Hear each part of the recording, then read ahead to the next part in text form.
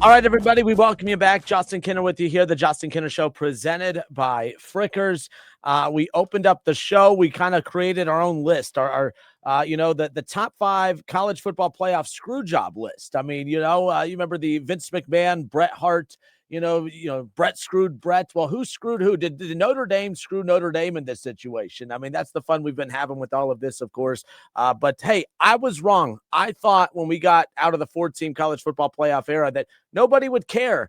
Are we going to be as passionate about the 9, 10, 11, and 12s as we are about the 5 missing out on the 4?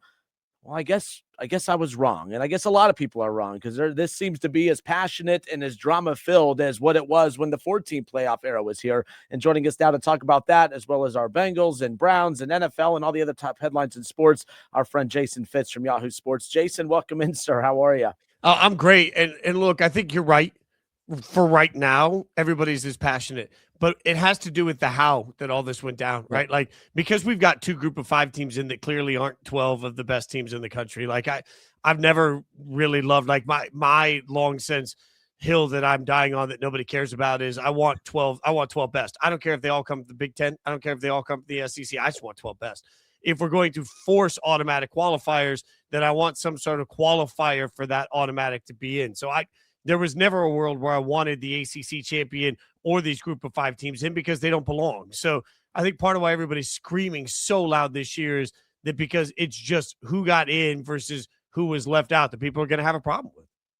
Yeah, and you and I were talking a little before we went live today, but it seems like it's not that Notre Dame got left out. It's how they got left out that seems to be what irks a good pocket of Notre Dame supporters, or in this particular situation. That the problem I have, and look, you used to work at ESPN, you know how that whole ordeal worked with the build-up, the show, 4 weeks out, everyone tuning in. I feel like, I don't know the last time I tuned in to watch that show. I used to care when it was 4 teams. I don't care now because it is what it is what it is. I feel like that show, and maybe not so much the show, but just the fact that they put out the rankings weeks in advance, starting in October, that seems to be the bigger problem here. If that ranking show or the rankings coming out a month and some change in advance and the build up to the final selection Sunday, if that gets wiped out, is there as much drama? Is this as much of a big talking point as what it's turned into? Not at all. And look, in fairness, full disclosure, I hosted the digital version of that show every year I was at ESPN. So right after Reese interviewed the committee chair, I got him. It was me and Mike Golick Jr. and Christine Williamson. So we hosted that show together for years. And we often joked when we came into it, how we're going to make this interesting. Like, we know who the top 4 teams are going to be, right? But the problem, to your point, is that we get these rankings early. And, the Notre Dame mishap to me is, I've done the mock committee. I've gone into the Gaylord Texan where you vote on a previous year. And the way they do this is they take groups of 3s. So they vote on 1 through 3, and then they figure out how to rank them. Then the next thing they do is they vote on 4 through 7, and they figure out how to rank them. Then they directly compare 3 and 4. So they go back and they the top and the bottom. That's how they do it in all these little chunks. And I think that's what Yurchek was trying to explain to the world very poorly when he said that Miami and Notre Dame hadn't been head-to-head. They hadn't really had to have a conversation about Miami and Notre Dame in the same conversation. But it feels dirty and gross to have had Miami below Notre Dame all of this time. And then because there's one team in a slightly different spot, now all of a sudden you say, well, we never really talked about him at the same time. It's the process. And to your point, you could just get rid of the show and then none of us would know that. Here's my only one pushback. For everybody that's listening to this that loves college football, think about how often when you turn on ESPN in the middle of the day, if you turn on Get Up, you turn on First Take, for the last month, they've been arguing about this, the college football playoff rankings on Tuesday and Wednesday. The rankings give non-college football playoff platforms a reason to talk about the sport. So as Pat McAfee has said many times on his show, we'd love to talk more college football, but the numbers show people don't listen to it. Like, I got to say that loud enough for everyone. Like, if you don't have an ESPN broadcast of the college football playoff on a Tuesday night, there is literally no reason that they are going to talk about the sport on Tuesday or Wednesday, because I've hosted college football live for the network. The numbers on Tuesdays and Wednesdays aren't very good, right? So that is part of the downfall. If you get rid of the rankings, you get rid of a month worth of buildup to this thing and a month worth of conversation and growth for the sport. Yeah, and that's funny. I'm not comparing what we do in Dayton to the national scale of which where you work and where you worked at ESPN, but you would think our local book here for fourth quarter is always, and I'm always amazed by this because it's football season. You would think that that would be your biggest book. Our book always takes a hit around this time because we used to be so Ohio State centric. We don't talk Ohio State as much as we used to. Now, we're not going to talk about Ohio State versus Grambling State. We're not going to talk about keys to the game, the drama. So we really didn't talk a whole lot of Ohio State this year, as crazy as that sounds. There wasn't a lot of ups and downs, but we used to force feed it, and the numbers showed that. Now we lean more NFL and college basketball because we have Dayton here and Wright State and others. So the numbers reflect that that's what our viewers and listeners want to talk about. So it is interesting you bring that up, that college football doesn't technically move the needle as much as what you would think, but you do need to kind of have that realm in there to a certain capacity. So they say all the time, second most popular sport in America. By eyeballs, yes. But by sports talk radio metrics, no. All day, every day, it is not, unfortunately. I wish it was, as much as I cover it and much as I love it, I wish it was, but it just isn't. But if it bleeds, it leads in every medium. It's true, as with that phrase, as far as it goes. And right now, the drama with Notre Dame, we've talked college football all week, but it hasn't been about the matchups. In fact, I have, for those watching on the Justin Kinner Show Facebook page right now, these are the matchups. I don't even think we've broken down, oh man, what happens if Ohio State runs into Texas A&M or Miami, Indiana? Could we set up we haven't even talked about that. We're talking about the drama with Notre Dame being left out. I got to be honest. If Notre Dame would have made it, I wouldn't have cared. I wouldn't be passionate like they have no business being in. Them being left out still doesn't bother me. I don't think that they had any top quality wins. USC wins not bad, but the two good teams they did play, they lost. No conference championship, all the low-hanging fruit.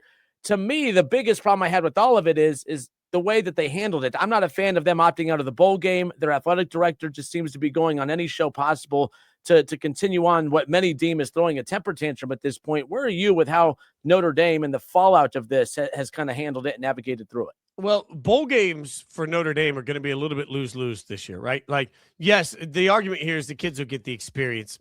I think there is weight to that. I once told Michael Luke Jr., I don't think bowl games matter. And he said, I had teammates that had never left the state before. So to them, it really mattered to be able to go in a bowl game. Like, if you don't like it, don't watch it. That's fine. I also see where Notre Dame turns around and says, great. So if we go in and we play uninspired in a bowl game, people will just use that as a narrative of why we didn't belong in the playoffs in the first place. So it's sort of lose-lose. I don't love the precedent it sets. I will remind everybody, and I think we've talked about this before, when we talk about success of bowl games don't have to do great numbers. They just have to do better numbers than whatever First Take or Sports Center repeat they'd be running in the middle of December, right? Notre Dame would have certainly done that in a key bowl. So I think it's a bummer that we don't I'm excited for Vandy, Iowa, because Vandy had a great year, and this is a chance for people to check out Vandy. I'm excited for big brands and bowl games because I like college football. So I'm bummed about that. I think this Notre Dame reaction, though, it's interesting, particularly because they've also now revealed that contractually this can't happen again. Like, contractually, if they finish in the top 12, they are guaranteed a playoff spot after this year. So I cannot believe that the powers that be have agreed to that, but this is the one time you're doing this. So if this is the one time it's going to happen to you and you already know that you have writing in place that will prevent it in future years, calm down and go play a bowl game. I agree with you on that. Why do those provisions exist, by the way? Because I'm not a fan of that either. I don't think anyone is. I mean, I guess if your team benefits from that, great. And look, if you're ranked in the top 12, the chances of you being left out are pretty slim. And I know that sounds crazy because look at this particular situation, but a lot of things had to play out right. Like, they could have lost one of those two, still would have been ranked at probably 8th. I mean, the bottom line is you're not going to be left out more often than not. You're going to be left out like this. I don't like these provisions. I don't even get why, as you said, the powers that be would agree to them to begin with. And I'm sure other teams knew, programs knew, but if they didn't know and they know that Notre Dame has that provision, you bet your ass Ohio State, Alabama, Georgia, and the other powers and the other power schools, they're in there trying to get that provision put in their contract as well. And at this point, forget the committee, forget having to, having to make the playoff. Everyone's just going to be in the playoff, and none of this just makes any sense now. Right. And that's the hardest part about it, because you're 1,000% right. And you can't tell me Texas isn't looking around saying, fine, we want the same exact thing here. And I realize, this is all done to keep Notre Dame football happy in the concept of whatever the playoff was going to look like. But ultimately, at what cost, right? You have to keep the SEC happy. You have to keep the Big Ten happy. Everybody knows that. If Notre Dame is not happy, I guess my question is, then what? Like, the SEC and the Big Ten can go off and start their own thing. Like, Notre Dame can't do that. There's only one of them. So they're negotiating by themselves from a position of power, and that makes no sense to me. Ohio State, last we talked, we were preparing for Michigan. They beat Michigan. Then they set up the 1-2 in the Big Ten championship game in Indianapolis, of course, at Lucas Oil. And Indiana, to their credit, I'm so crazy about Kurt Signetti. I think the guy's a whack job, but I think he's great for college football. He's a character. College football needs more characters, especially with the guys like Nick Saban and others who have departed, and Urban that have departed the sport. It's crazy though, because they've beaten Michigan, they've beaten Ohio State. Now they've beaten Penn State, they beat Oregon, and people are still doing this. Yeah, but I don't know if I'm sold yet. Where are you with Indiana, Big Ten champions, undefeated, the number one team in the country? This is crazy at this point. Yeah, for me, I sat down in the corner of my couch for the Big Ten championship game, put my warm blanket on, sat there with the Christmas lights, and I remember very distinctly looking at the TV and saying, all right, prove it to me. And that's, right as the game was kicking off, and Mendoza gets knocked out in the very beginning, and I thought, well, there we're done. And the fact, that he came back into that game and then played the way he played, the number of times that he had what I think is the best defense we've seen in years in college football in Ohio State, just barreling down his face over and over and over again. And he stood in and make tough throws. He made plays off schedule. Like Fernando Mendoza just absolutely proved something to me. And the entire Indiana team did. Like, they play with a violence that I don't think they get a lot of credit for. Defensively swarming to the football. Like, I thought it was a great game. And I thought Indiana was clearly the better team. And this isn't one of those moments where you can turn around and say, yeah, but there was nothing on the line. They weren't. No, I thought both teams were playing their tails off and Indiana won. So I feel like I've been yelling from the mountaintops that we're sleeping on the number one team in the country most of the year in Ohio State. Indiana just beat them. So I think we're sleeping on both of them. That 1v2 matchup should have been the most hyped college. Like, it's a disgrace that game day wasn't there. It's a disgrace that it was. If that had been Alabama, Georgia, it'd have been the only thing anybody talked about all week. It's a disgrace that it wasn't, but also it's gross to me that we haven't made enough of the winner from it since then, because nobody's talking about Indiana. If not now, then when? So am I going to put my money on Indiana to win the national championship? This year, it's so up in the air. It's why I could see any of the top four. I don't think Oregon can win it. Maybe any of the top 4 or 5 teams winning.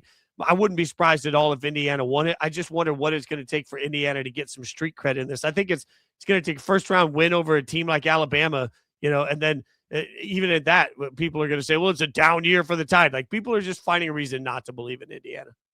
Yeah, I mean, and I've been getting onto Buckeye fans, too, for doing the same thing of, well, and I rolled my eyes at this. They almost lost and this sounds like I'm discrediting this person, but we almost lost our wide receivers coach, and we were distracted throughout the week. Stop it. Like, come on. I can't get on board with that. Like, Indiana, did Ohio State play their best game? No, but Indiana played a role in them not playing their best game as far as that goes. And look, 16 straight wins with some phenomenal wins along the way, including a national championship. You were going to lose at some point. Might as well shake it off. Remember, Ohio State lost last year 13-10 in the final game before the playoff, and that worked out pretty well. And ironically enough, the final game before the playoff, they lose 13-10. We'll see what happens, but you see the path laid out for them right there. Ohio State, Indiana. I mean, there is a good chance we could see 1-2 again in the national championship game when it all shakes out. Yeah, the only thing that scares me, Ohio State got the tougher draw because Georgia's over there, and Georgia is just they're going to take. I think they're going to take on A&M, and then they're going to have to walk through Georgia, and that's going to be that's just a beefy matchup. This Georgia team, not as good early in the season as I thought they should be. It took them a long time to sort of get defensively centered, but my God, for anyone that didn't watch the SEC championship game, the inability to run on this defense at all by Bama, they kept trying. They couldn't do it. Negative yards late in the game on that. Like, it's electric to watch Georgia play. So Georgia, Ohio State, I think could end up being the best game of the entire college football playoff if we're lucky enough to get it. Jason Fitz, Yahoo Sports. Last thing on college football as we wrap this up. Every year, there's enough of a program that throws a fit about something, and there's always a change. And it really was about a fit last year, but we saw last year they made an adjustment to the playoff without the auto bids or the auto buys going to the conference champions. They made a slight adjustment there. What's the next slight adjustment or major adjustment? Do you see this same format, same layout in a year from now for next year's college football playoff based on the reaction from what we've seen already, throughout this process? No, I think 2 things will change. The conferences will look at their tie-breaking procedures to make sure they get the best teams into the conference championship game. ACC never really wanted Duke in that game to begin with. They wanted Miami in that game. A 5-way tiebreaker created that Duke situation. That's bad for the conference. They'll figure out a way to fix that. I don't know what the solution is, but they'll figure it out. And then I wouldn't be surprised at all to see a minimum ranking requirement for any team with an automatic bid. It's such an easy solution to say you're guaranteed if you win a conference championship and you are a top 20 team, you're guaranteed a bid. If you're a top 16 team, I wouldn't be surprised at all to see them force a guarantee tied into a minimum ranking just to avoid teams that don't belong. All right, two quick NFL things on the way out. Shedeur looks really, really good against bad teams, questionable against good teams. Cleveland announces that they're going to ride it out with Shedeur as their quarterback for the remainder of the season, which seems like the obvious logical choice. Big numbers, 360 yards this past weekend, 4 total touchdowns. How much of that were you impressed with? How much of it do you say, yeah, but it's the Titans? How do you feel about the Browns and Shedeur moving forward?